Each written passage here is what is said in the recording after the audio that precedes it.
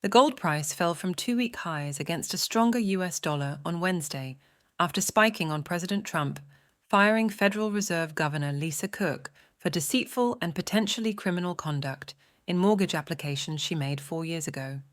Longer-term borrowing costs edged higher worldwide as fears over Fed independence and political interference grew, while global stock markets stalled ahead of quarterly earnings from AI chip giant Nvidia.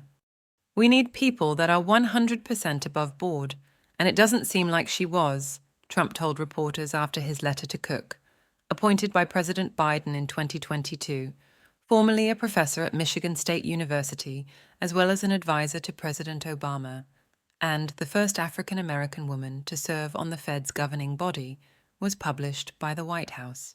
"This lacks any factual or legal basis," says Cook's lawyer Abby Lowell, vowing to fight Trump's attempt to fire her based solely on a referral letter from U.S. Federal Housing Director William Poulter. Poulter last month demanded that Fed Chair Jerome Powell should quit over lying about the cost of renovation work to Federal Reserve buildings.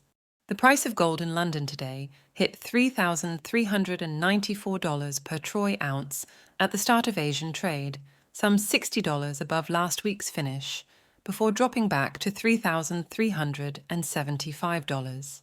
Silver prices spiked as low as $38.10 per troy ounce, a 14-year high when reached in early July, amid reports of the London silver market scrambling for supplies, but down 2.2% for the week so far. Longer-term U.S. borrowing costs, meantime, rose for the third session running in the bond market, with the 30-year Treasury yield rising to its highest since the start of August at 4.95% per annum, even as 10-year and shorter-term yields held unchanged.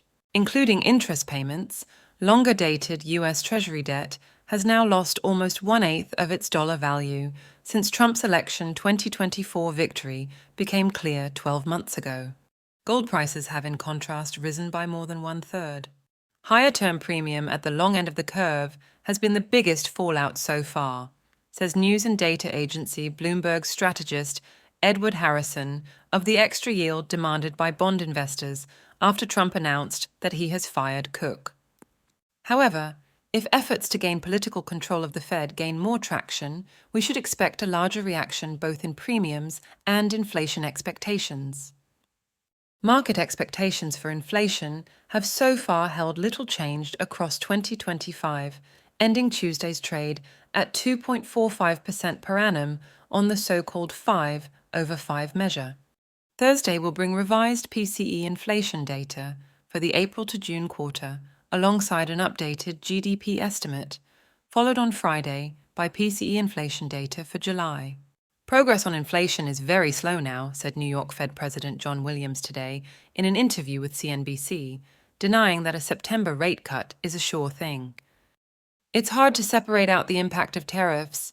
We are watching services inflation carefully." But with Trump firing Cook only 4 days after Fed Chair Jerome Powell's Jackson Hole speech signaled that overnight rates will be cut at the U.S. Central Bank's September meeting, betting in the futures market today put the odds of a cut next month to below 4.25% at more than 9 in 10. Cook's departure would allow Trump to pick a majority of the Fed's 7-member board, says Reuters, including 2 incumbents and the pending nomination of White House economist Stephen Moran. World Bank president and longtime Trump ally David Malpass is also being discussed, claims the Wall Street Journal. Please like this video and subscribe to our channel.